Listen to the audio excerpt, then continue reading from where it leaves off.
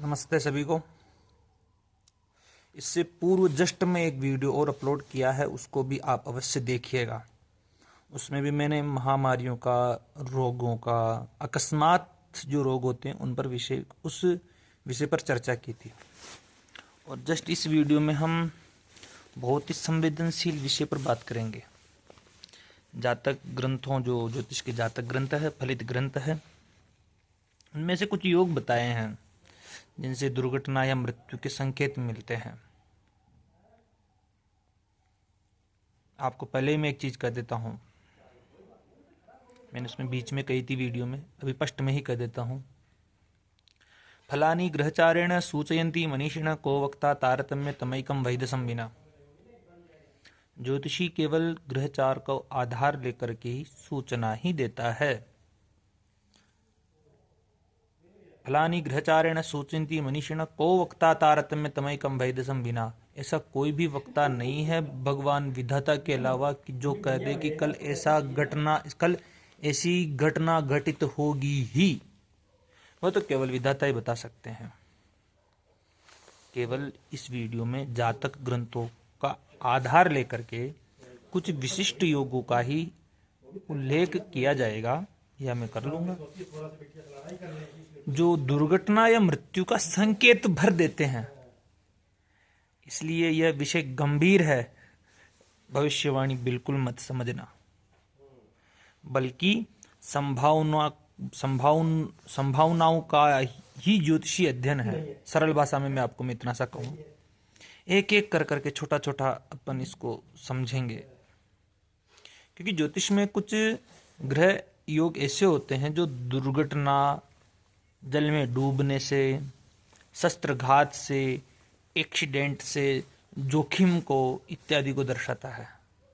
प्राथमिक तौर पर हम ज्योतिष शास्त्र में षष्ठ भाव को दुर्घटनाओं का, ऋण, रोग, शत्रुओं का भाव कहते हैं। अष्टम भाव से भी देखते हैं, लग्न स्वयं हो गए, चतुर्थ भाव, दशम भाव, इनको भी कभी कभी ले लिया जाता है।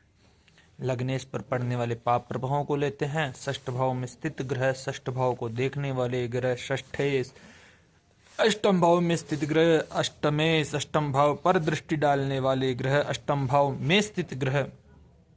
बहुत बड़ा जंजाल है, मैं आपको स्पष्ट कहूं। उनके स्वामियों, उनके दृष्टियों, इन सबको आधार लेकर के हम क्रमबद्ध तरीके से इस वीडियो में चर्चा करेंगे। छोटे छोटे ऐसे योग है जिसका ही हम अध्ययन करेंगे इसके अंदर। तो इस वीडियो को वीडियो तो प्रारंभ हो चुका है।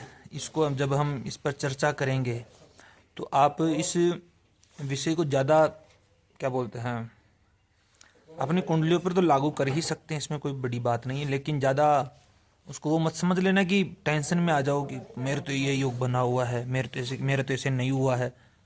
ऐसे भी होता है, योग बना होता है, फल नहीं मिलता है।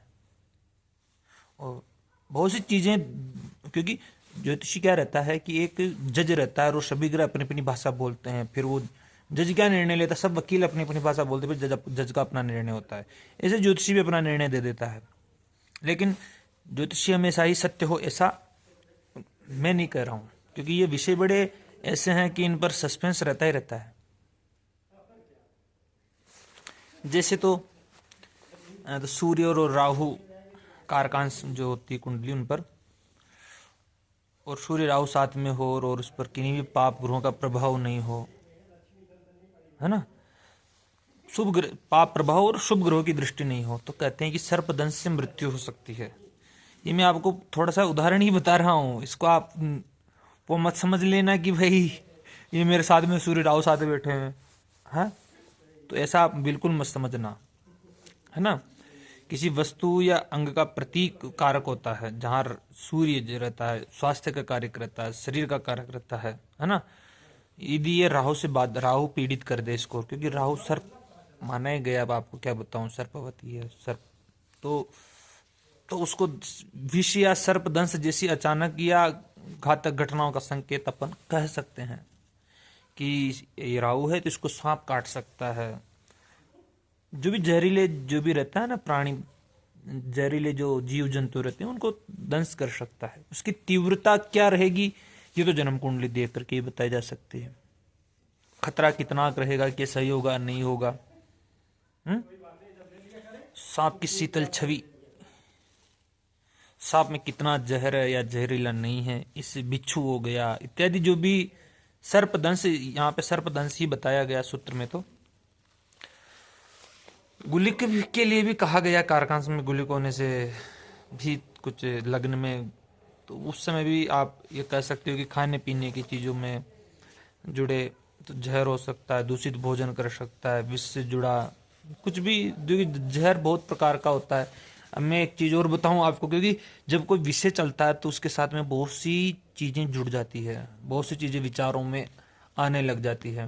प्राचीन भारत के अंदर हम जब भोजन करते थे तो पहले अग्नि के अंदर उसका कुछ अंश डाला करते थे।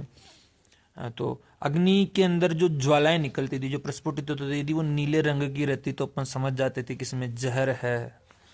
तो अग्नि में भोग लगाया करते थे। वो भोग लगाना आपके लिए बहुत उचित था, उससे आपको पता चल जाता था कि इस भोजन में कहीं जहर तो नहीं है। यदि उस अग्नि में आप अन्न डाल रहे हो और उससे नीली नीली आभाएं निकल रही है उसका, तो आप फिर उस भोजन को किसी कुत्ते को, मोर को, ऐसे बहुत सी चीजें खिला करके पता करते थे कि वो उसके ऊपर क्या प्रभाव पड़ा है। तो ऐसे से पता कर लिया करते थे प्राचीन भारत के जो, क्योंकि उनके पास और क्या विधि हो सकती थी उस समय भोजन में जहर है या नहीं इसको जानने के लिए, और तो कुछ नहीं हो सकता था ना। तो इसलिए आप ये सूत्र भी केवल आपको, मैंने छोटी छोटी चीजें होती है उसी के अनुसार दिखा रहा हूं। ये जब ग्रस्थान विशेष दशा स्थिति ही मायने रखती है इन सब चीजों के अंदर। आप ये समझो कि नहीं मेरे ऐसा नहीं हो सकता तो मैं आपको इस तरह नहीं कर सकता हूं। तो एक एक और सूत्र देखें तो दशम भाव या चतुर्थ भाव में सूर्य और मंगल हो, साथ में बैठे हो, तो ऐसे व्यक्ति को पत्थर से चोट लग सकती है, पत्थर गिर करके मृत्यु हो सकती है। अभी राजस्थान में हुआ ही है कि एक स्कूल के अंदर छत गिर गई, बच्चे मर गए, है ना। तो मैं नहीं कहूँगा कि सभी की कुंडलियों में ऐसा योग रहा होगा, क्योंकि सबके अलग अलग पृथक पृथक योग, कोई बच गया, कोई मर गया, किसी कुछ अलग अलग हुआ है। तो ऐसी अकस्मात दुर्घटनाएं, प्लेन दुर्घटना भी हो जाती है, अग्नि से मर गए वो प्लेन दुर्घटना में, सभी के ऐसी योग स्थिति हो भी सकती है, नहीं भी हो सकती, क्योंकि सभी जन्म कुंडलियां हमने नहीं देखी। तो ज्योतिष तो संभावनाओं का खेल है, संभावनाएं हैं, ये तो केवल सूचनाएं दी जा सकती है, कोई विधाता थोड़ी है ज्योतिषी। सार्वजनिक घटना है ये, इन दोनों में सूर्य, हाँ ये हो सकता है कि तीव्रता क्या रहेगी इसका अपन आकलन कर सकते हैं। सूर्य और मंगल की तीव्रता ज्यादा हो तो पत्थर या ठोस वस्तु से आघात बहुत जोरदार होता है। तो ये स्थिति अपन ने सूर्य और मंगल के संबंध में समझी। एक और ये थी, मैं कोई आर्टिकल पढ़ रहा था उसमें भी थी ये, कि चतुर्थ भाव में शनि हो, सप्तम भाव में चंद्रमा हो और दसम भाव में मंगल हो। समझिए, चतुर्थ में शनि, सप्तम में चंद्रमा, दसम में मंगल हो, तीनों त्रिकोण केंद्र भाव आ गया, चतुर्थ, सप्तम और नवम। इनमें क्रमशः शनि, चंद्र और मंगल हो। तो ऐसे जातक की कुएं में गिरने से मृत्यु होती है। बहुत से कुएं में, पहले प्राचीन भारत में जल के स्रोत भी कुएं होते थे, कुएं में जलने से, गिरने से मृत्यु होती थी बहुतों की। तो यह संयोजन, मैं आपको बहुत सी चीजें, क्योंकि इसमें क्यों बताया गया कुएं में गिरने का, मेरा अपना अनुमान बता सकता हूँ। शनि भारी है, ढीला है, और चंद्रमा जल का संकेत दे देता है ना। चंद्रमा क्या है? जल। और मंगल आघात है। तो इन, अगर इनको आप पर कड़ी बिठा लें तो किसी जल भारी, मतलब गहन अंधकार में जाकर के जल हो उसके अंदर और मंगल का आघात हो, तो ऐसी स्थिति आप कहीं पर भी हो सकती है। तो मिलकर के कुएं में गिरने जैसे परिणाम दिखा देते हैं तीनों ग्रह।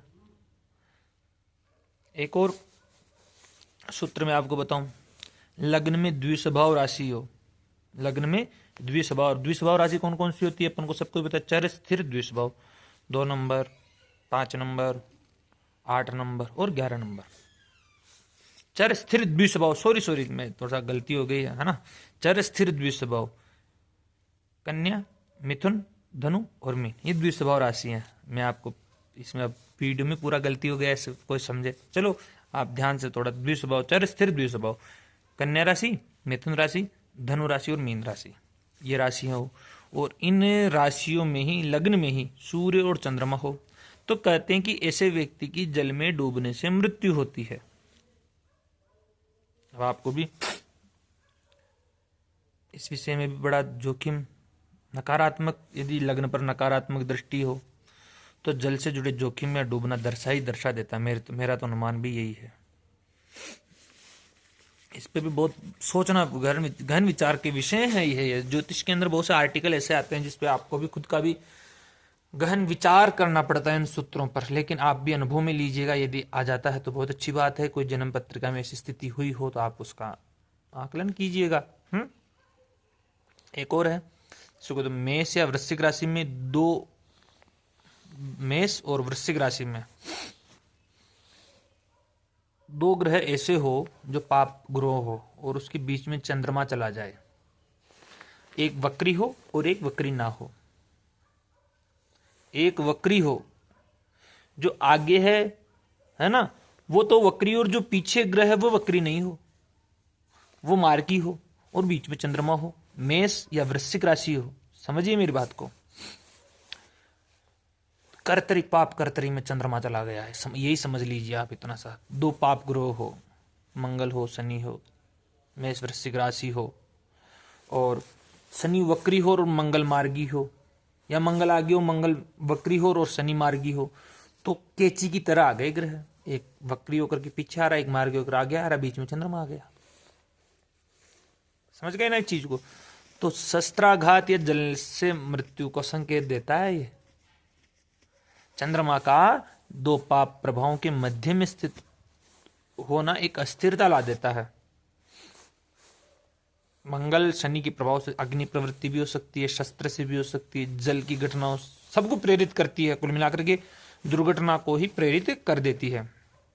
वैसे ही मकर या कुंभ राशि में भी यदि ऐसी स्थिति हो जाए चंद्रमा की, समझिए, मकर या कुंभ राशि में भी दो पाप ग्रहों के मध्य में चंद्रमा हो, पाप कर्तरी, जिसको मतलब एक वक्री हो, एक मार्गी हो और बीच में चंद्रमा हो। एक वक्री हो, एक मार्गी हो, पाप कर्तरी हो गया और बीच में चंद्रमा आ गया। तो ऐसे व्यक्ति या तो स्वयं को फांसी कर लेता, आत्महत्या कर लेता, या अग्नि के अंदर जल जाता है। दो पाप ग्रहों की घेराबंदी चंद्रमा मन है। देखो मैं आपको एक चीज बताऊं, चंद्रमा क्या है? मन है, और दो पाप ग्रह आकर के उसको घेराबंदी कर रहे हैं उसकी, तो मन में भय उत्पन्न हो गया और डर उत्पन्न हो गया, तो उसी से आदमी आत्मघात भी कर लेता है। अति तनाव आ जाता है, तपिश को दर्शाता है। तो ऐसा व्यक्ति हो सके फांसी लगा ले, हो सकता है उसके साथ में मंगल शनि का प्रभाव राहु का हो, तो कुछ आग से जुड़ी घटनाएं संकेत भी दे देती है। ये वीडियो बड़ा बनेगा, आपको थोड़ा सा धैर्यता से सुनना होगा इन योगों को। यदि आप ज्योतिष के तौर से भी रुचि रखते हैं तो समझ रहे होंगे मेरी बात को। एक और युक्ति में आपको, तो चतुर्थ में सूर्य और दशम भाव में मंगल हो। समझिए, चतुर्थ में सूर्य तथा दशम भाव में मंगल हो और उस पर क्षीण चंद्रमा की दृष्टि हो। क्षीण चंद्रमा मतलब होगा कि अमावस्या, सूर्य चंद्रमा को साथ में कर लो। मंगल इधर रख लो, चतुर्थ भाव में, दशम भाव में सूर्य और मंगल, चतुर्थ में सूर्य रहे, उसके साथ में चंद्रमा हो और दशम में मंगल हो, तो कहते हैं कि लाठी की चोट से मृत्यु होती है। कोई किसी ने पीछे से मार दिया हो, क्योंकि मृत्यु अनेक प्रकार की आती है। यह पुराने ग्रंथों का एक आर्टिकल पढ़ रहा था, उसका मैं विवेचन ही कर रहा हूं यहाँ पे। क्षीण या कमजोर चंद्रमा से संवेदनशीलता बढ़ती है। सूर्य और मंगल का संयोजन जब हो जाता है तब शरीर, मतलब कि जब संयोजन हो जाता है तब शारीरिक आघात को संकेत दे देता है। किसी के भी द्वारा आघात हो सकता है। तो यह स्थिति बताती है। यदि अष्टम में ही क्षीण चंद्रमा, एक पक्ष बल से भी क्षीण माना जा सकता है, एक अंशात्मक क्षीणता भी ले सकते हैं हम, दोनों को ले सकते हैं यहाँ पे। तो दृष्टि पड़ेगी तो साथ में रहेगा, है ना। कॉल आ गया, चलो मैं पूरा वीडियो तो बना ही लूंगा।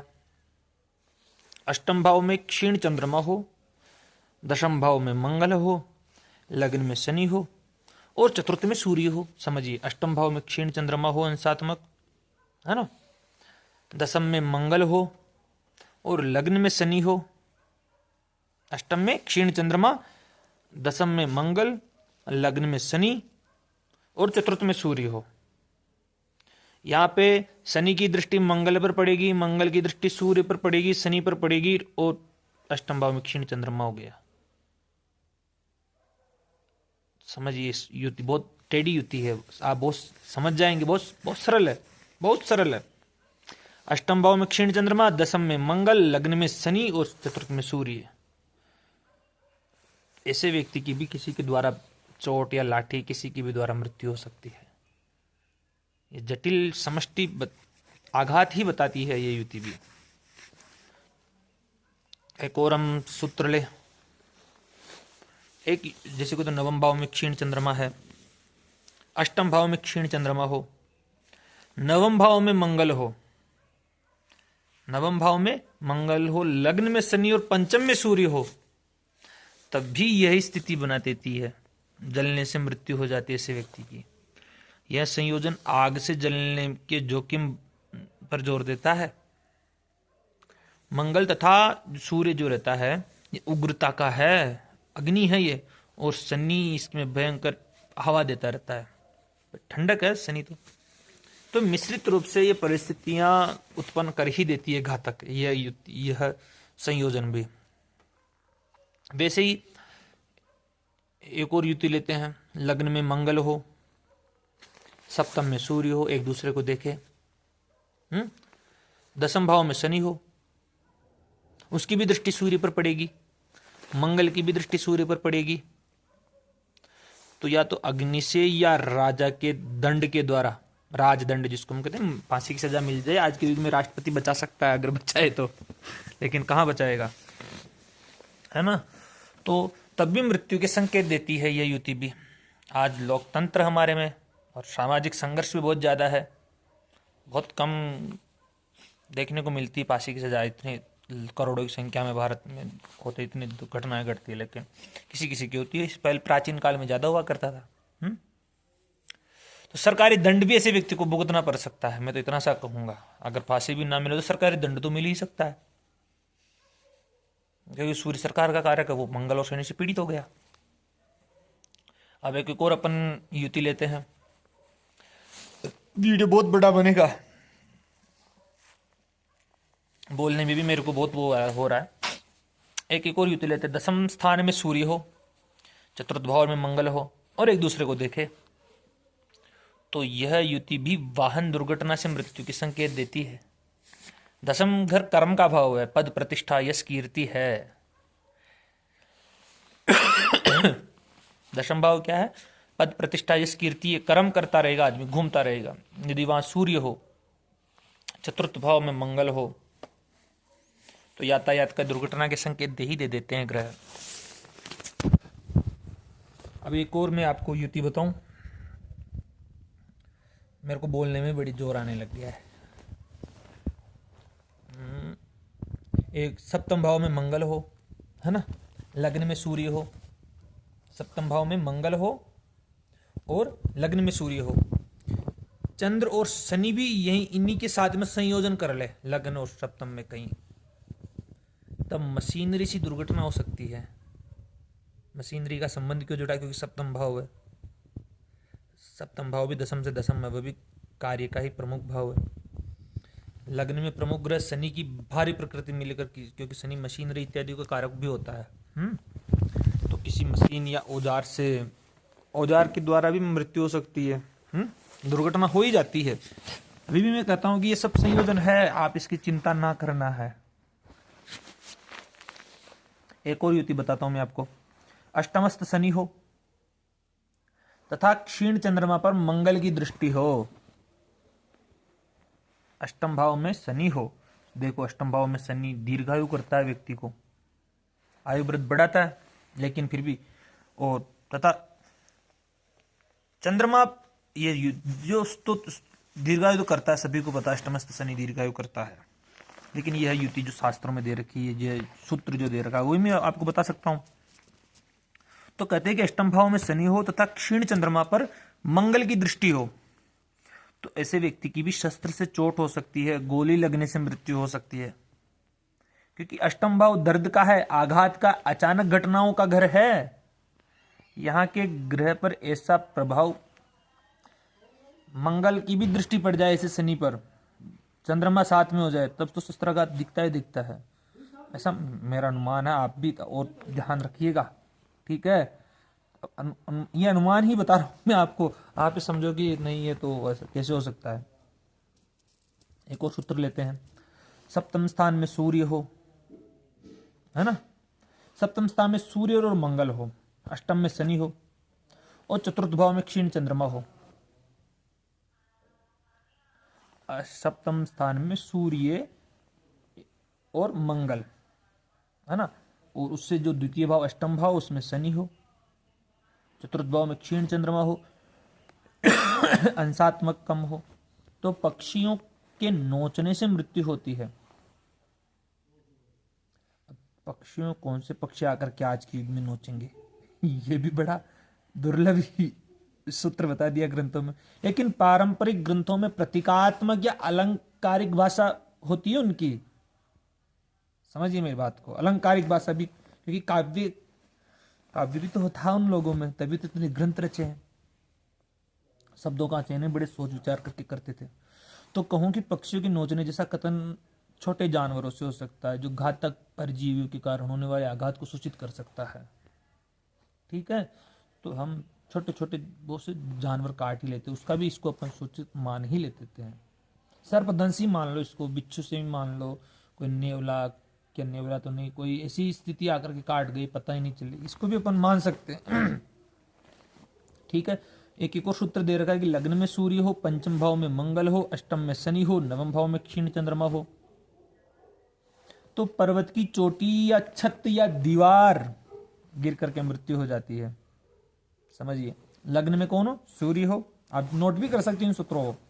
लग्न में सूर्य हो, पंचम में मंगल हो, अष्टम में शनि हो और नवम भाव में क्षीण चंद्रमा हो, तो पर्वत की चोटी हो या छत हो या दीवार हो या कुछ भी ऐसी ऊपर रखी हुई चीज हो जो आपके ऊपर गिर जाए, तो उससे भी मृत्यु होने के संकेत देती है। अब एक और सूत्र अपन लेते हैं। सूत्र बहुत से हो रहे हैं इस वीडियो में, सारे सूत्रों को अपन धीरे धीरे क्रमबद्ध ले रहे हैं। ये वीडियो कितना ही विशाल बने, आप देखने की इच्छा हो तो देखिएगा, वरना मेरा तो काम बना करके पटक देना है, बना दिया छोड़ दिया, बस इतना सा मेरा कार्य है। एक और युति है, अष्टमेश एवं लग्नेश निर्बल हो, अष्टमेश और लग्नेश क्या हो, निर्बल हो, षष्ठेश मंगल के साथ में हो। देखिए, अष्टमेश आयु का कारक होता है, लग्नेश शरीर का कारक होता है। यदि दोनों ही निर्बल हो गए तो वैसे भी शरीर कमजोर हो गया था, आयु कम हो गई, फिर ऊपर से षष्ठेश भी मंगल के साथ में है, तो फिर तो युद्ध में शस्त्र से चोट हो ही सकती है। कितनी सुरक्षा कर लो, मेरे तो इतना कहूंगा कि, क्योंकि अष्टमेश और लग्नेश कमजोर हो गए तो निर्बलता उसकी सुरक्षा को हटा देती है, उसके इम्यूनिटी पावर ही कमजोर कर देती है, सबसे बड़ी बात बताऊं तो मैं। और फिर उसके बाद में षष्ठेश और मंगल की सक्रियता उग्र आघात की संभावनाएं तो व्यक्त करती ही करती है। अब एक और अपन युति लेते हैं। अष्टम भाव में मंगल के साथ में क्षीण चंद्रमा हो, अष्टम भाव में मंगल के साथ में क्षीण चंद्रमा हो तो पिशाच पीड़ा से मृत्यु के संकेत देती है। यह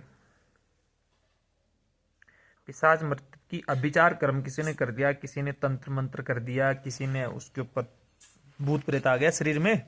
आयुर्वेद में भी इसको अपस्मार ऐसा करके कुछ बताया, आयुर्वेद के चरक संहिता में, सुश्रुत संहिता में सम्मेन के उपाय भी बता रखे, ओझा तांत्रिक वगैरह भी करते ही है ना।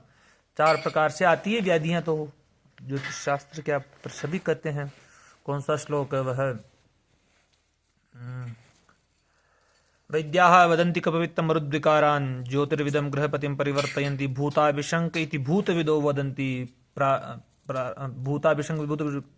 भूताभिशंक इति भूतविदो वदन्ति प्रारब्ध कर्म बलवन मुनयो वदन्ति। ये जो भूताभिशंक जो होता है, ये कर सकता है। पिशाच आदि परंपरागत जो मान्यताएं हैं दिखती है आसपास में, बहुत से होता रहता है।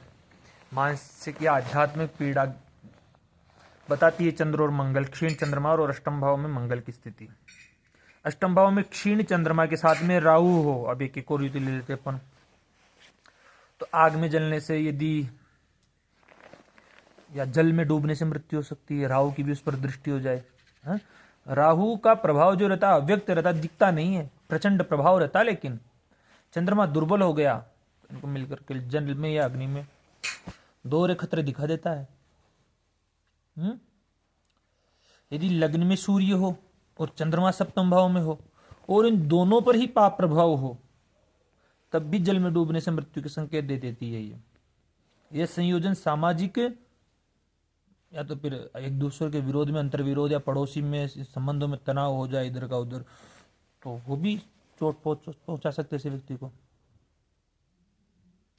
एक और सूत्र लेते हैं, लग्न में बुध हो, लग्न में बुध हो और चतुर्थ भाव में मंगल हो, लग्न में बुध हो और चतुर्थ भाव में मंगल हो, दशम में सूर्य हो, तो पशु के सींग की चोट से मृत्यु होती है। अब किसी गाय ने मार दिया, किसी बैल ने मार दिया, चलते ही किसी, तो चोट किसी भी हो सकती, पशु का प्रहार हो, भैंस, हाथी तो क्या, हाथी भी पशु में आ गया ना, वो भी किसी को आघात पहुंचाकर चला जाता है। बुद्ध की चतुराई और मंगल की आक्रामकता मिल जाती है तो हो गया। बुद्ध क्या है कि पशु पक्षियों का भी प्रतिनिधित्व करता है। एक और मैं आपको युति बताऊं, द्वितीय भाव में चंद्रमा हो, चतुर्थ भाव में मंगल हो और दशम में सूर्य हो, तब भी वाहन दुर्घटना का योग बना देता है, क्योंकि द्वितीय भाव संपत्ति का, वाहन का सूचक होता है। कॉल बहुत आ रहे हैं।